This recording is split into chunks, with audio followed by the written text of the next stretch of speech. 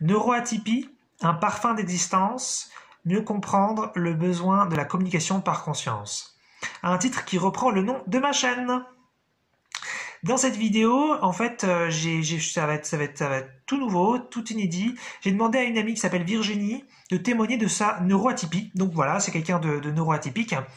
Je me disais que ça pourrait être super intéressant pour ceux qui connaissent pas. D'ailleurs, moi, je connais pas tant que ça, de savoir un petit peu comment on ressent les choses, quelle est un petit peu notre conscience du quotidien, quels sont un petit peu nos ressentis, nos perceptions. Et donc, je lui ai filé plein de questions et je lui ai dit, tu réponds à celles qui te font plaisir. Donc c'est le témoignage qui va suivre. Je vais vous laisser donc découvrir ça. Vous verrez pas les questions, vous entendrez que les réponses. Ça passe super bien, c'est nickel. On se retrouve après pour un petit débrief où justement je vais parler de la communication par conscience au titre de la vidéo. Bonne vidéo. Bonjour, je m'appelle Virginie. Dans cette vidéo, je vais vous parler de ma neuroatypie. Alors, la neuroatypie, la neuroatypicité ou encore la neurodivergence, qu'est-ce que c'est? C'est tout simplement un mode de fonctionnement neuronal différent. À titre d'exemple, nous avons les personnes HPI, donc à haut potentiel intellectuel, les personnes TDAH, donc qui ont un trouble du déficit de l'attention avec ou sans hyperactivité, ou encore les personnes autistes. D'ailleurs, ce terme de profil neuroatypique ne ciblait au départ que les personnes autistes, avant de s'étendre donc aux autres caractéristiques que je viens de citer, et il y a d'autres encore. Alors en ce qui me concerne, la singularité de ma personne me plonge au plus près des choses subtiles de mon environnement. Je suis la plupart du temps dans un état que je qualifie d'état second, dans lequel je fais des focus très détaillés sur ce que je vois dans mon environnement. Dans ces moments-là, je fais facilement des liens entre les informations que je reçois, donc de mon environnement, et celles que j'ai déjà en mémoire. Ces hyperfocalisations me mettent directement en lien avec l'instant T. L'instant T parce que, en fait, dans ces moments-là, je peux avoir une perception augmentée de mon environnement. Alors je m'explique, je peux avoir une perception sonore augmentée, par exemple faire une hyperfocalisation sur la respiration d'une personne. Je ne suis pas à ce moment-là dans le contrôle, bien évidemment, ça se fait automatiquement pour une raison souvent que j'ignore. Donc j'entends dans les détails la respiration d'une personne, ça peut devenir très rapidement perturbant, pas forcément agréable. Donc voilà, après ça s'arrête, je ne sais pas encore à quel moment, ce sont des choses sur lesquelles je dois travailler, savoir à quel moment ça se déclenche, à quel moment ça s'arrête. Je peux avoir également une hypersensibilité au niveau olfactif. Parfois il m'arrive de sentir des odeurs à des endroits précis, des odeurs non forcément perceptibles par les autres. Ça m'interpelle quand ce n'est pas ressenti, ce n'est pas senti par les autres. Et là je me dis, alors je me dis pas waouh, je suis la seule à ressentir ça. Non, je me dis ah oui, pourquoi je ressens ça plus que les autres en fait. Ces hyperfocalisations me servent beaucoup dans le milieu professionnel, puisque je peux m'investir pleinement, de manière circonstanciée dans mon travail. Et donc c'est très efficace, je peux créer des choses assez originales, assez bien structurées. Je pense que c'est un gros plus de mon fonctionnement neuronal atypique. Alors quand ces hyperfocalisations ne sont pas activées, je reste toujours efficace au travail, mais de manière moindre. Je dois fournir beaucoup plus d'efforts. Donc je vois la différence. Alors c'est drôle, quand je suis en mode hyperfocalisation, je me détache des règles sociétales, je me détache de tout ce qui est superficiel, je vais droit à l'essentiel. Et croyez-moi, en société, je suis plutôt perchée. Je préfère être dans cet état-là quand je suis seule ou quand je suis avec des personnes qui comprennent ou qui vivent ce que je traverse. Quand je suis dans la nature, alors là je me connecte en 2 secondes. Alors quand je parle de connexion, je parle de l'activation de mon hyperfocalisation. C'est comme si un zoom s'enclenchait pour que je sois au plus près de l'observation fine de mon environnement. C'est exactement ça. Dans le livre Twilight, pour ceux qui l'ont lu, quand Bella se réveille après avoir été transformée en vampire, elle voit tout dans son environnement. Elle voit les choses détaillées, de manière très profonde. Et voilà, quand j'ai vu cette scène-là, ça m'a énormément parlé. Cette scène me fait souvent penser au jour ensoleillé où je peux percevoir les particules de poussière dans l'air. Des particules de poussière qui dansent entre elles. Bon, ok, je romance un peu ma description, mais l'idée est là. À ce moment-là, je suis vraiment dans l'instant présent et j'ai en face de moi un beau tableau d'art. Ce que je retiens de ces phases-là, c'est que je suis dans un total bien-être, dans un total lâcher-prise et c'est vraiment agréable. Alors que je sois dans un état d'hyperfocalisation ou non, ce qui caractérise au mieux mon état, mon fonctionnement neuronal atypique, ce sont mes pensées inépuisables. Ah oui, elles sont vraiment inépuisables. C'est hallucinant. Ce sont des pensées qui ne connaissent pas le bouton off. Sous les conseils d'un professionnel de santé, j'ai testé un médicament qui m'a aidé à ralentir mon flux de pensée. Et c'était vraiment apaisant. C'était vraiment... j'ai découvert en fait quelque chose d'inédit, un silence olympien dans mon esprit. Ça, c'était du jamais vu, je n'ai jamais vécu ça. Alors, j'ai bien apprécié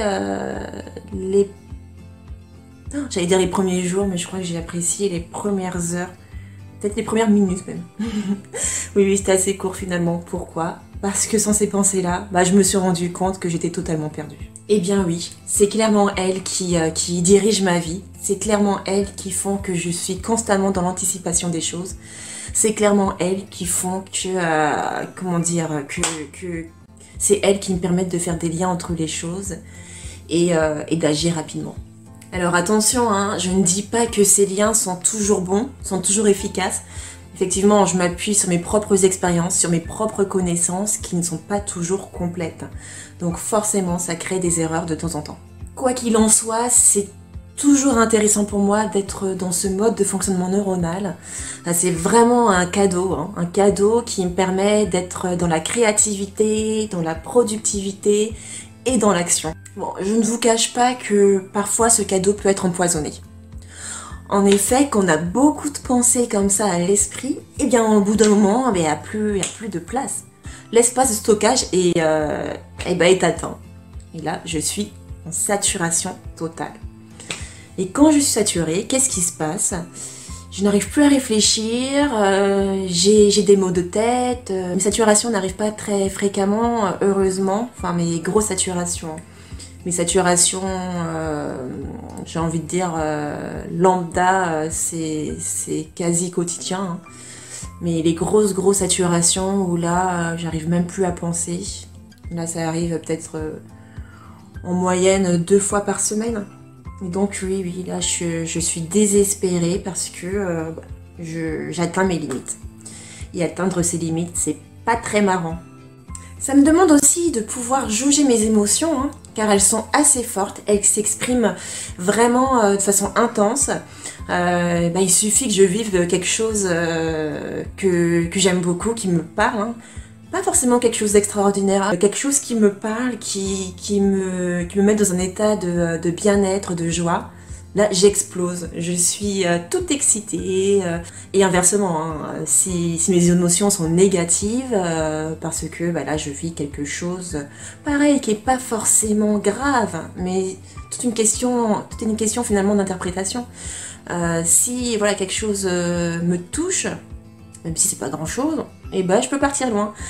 Alors, en moi-même, hein, parce que généralement, quand je suis triste, j'extériorise pas forcément mes émotions, je les garde en moi et là je deviens mutique. Je ne parle plus. Et là on se dit, oula, qu'est-ce qu'elle a Virginie ?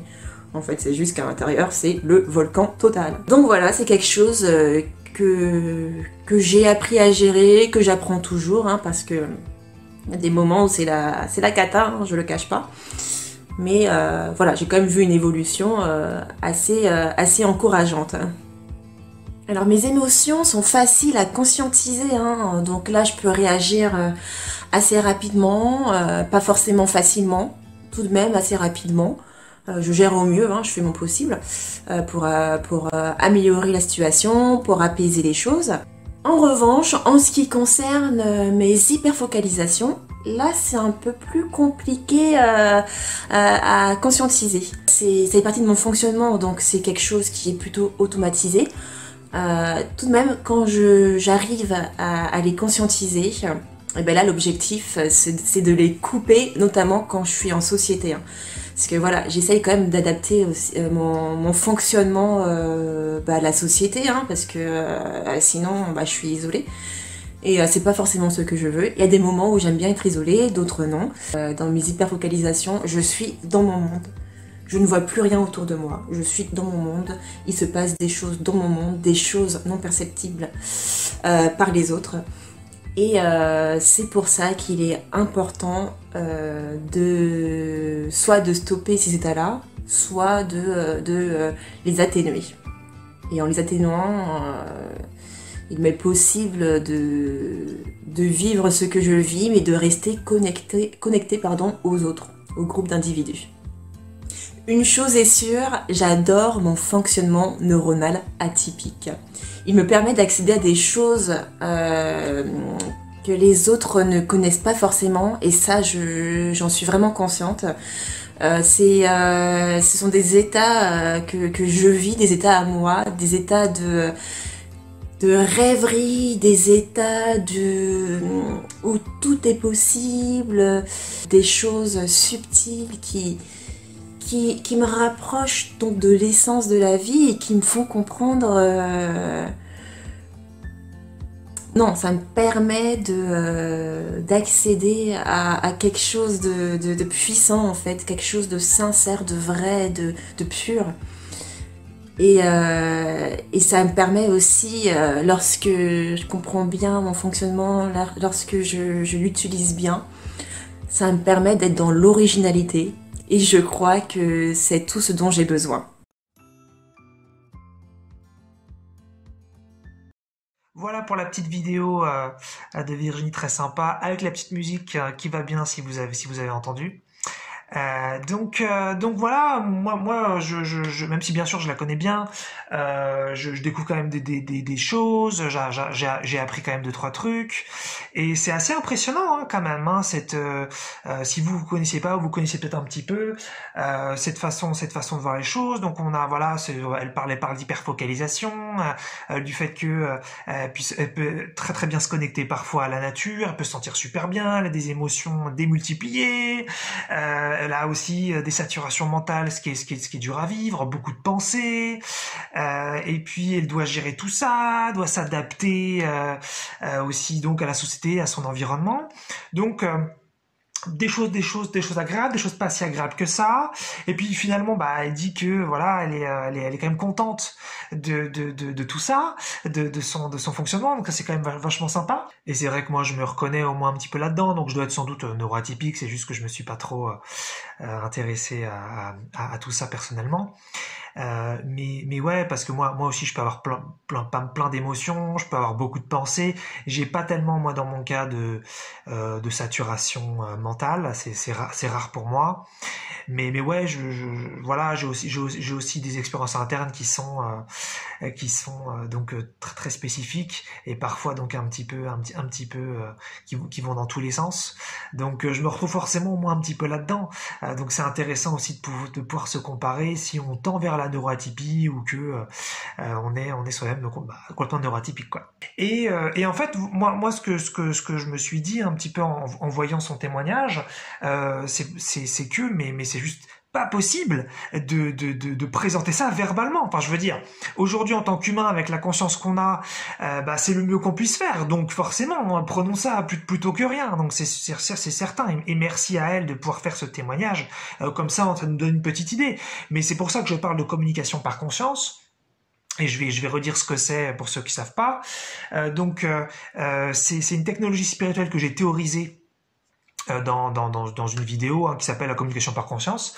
Et en fait, c'est l'idée que puisqu'il y a des gens qui sont capables de mélanger des consciences, puisqu'il y a des gens qui sont capables de canaliser des entités et de se mélanger pour un temps donné dans une mesure sécure et responsable, eh bien pourquoi est-ce qu'on pourrait pas inventer ça pour de conscience humain à humain, sans passer par des technologies extérieures, sans passer par des technologies classiques, mais seulement par de l'interne, par de la conscience. Puisqu'en fait, pour quelqu'un qui a une neuroatypie comme Virginie, il me semble qu'il serait bien plus intéressant et bien plus pertinent de pouvoir communiquer ce qu'elle vit directement par les sensations, ses pensées, ses émotions, ses souvenirs, sa façon de voir les choses. Et là, ce serait génial. On aurait vraiment une vraie impression, une vraie perception de ce qu'elle vit vraiment. Parce que là, pour ceux peut-être donc qui ne seraient pas neuroatypiques, qui n'ont pas des hyperfocalisations, qui n'ont pas des saturations mentales, qui n'ont pas des émotions démultipliées, qui n'ont pas à gérer des choses en interne tout le temps, eh bien, en entendant ça, peut-être que vous dites ah, dis donc, c'est intéressant, il y a un fonctionnement un peu bizarre, un petit peu différent, ou pour ceux peut-être plus comme moi qui sont peut-être un petit peu différents déjà de la norme, bah vous dites ah d'accord, oui, c'est un autre fonctionnement. Mais si on avait de la communication par conscience ou un partage par conscience, eh ben on pourrait directement ressentir ce que ça fait, et déjà on aurait beaucoup plus de compréhension entre les humains. Hein, ça me semble vraiment essentiel. Donc c'est pour l'instant évidemment abstrait, c'est quelque chose de théorisé, mais il y en a déjà qui le font avec des entités, donc il n'y a aucune raison qu'on puisse pas inventer ça et le faire donc d'humain à humain. Mais bon, en attendant, on a le langage, on a le verbe, et donc merci à Virginie pour ce super témoignage.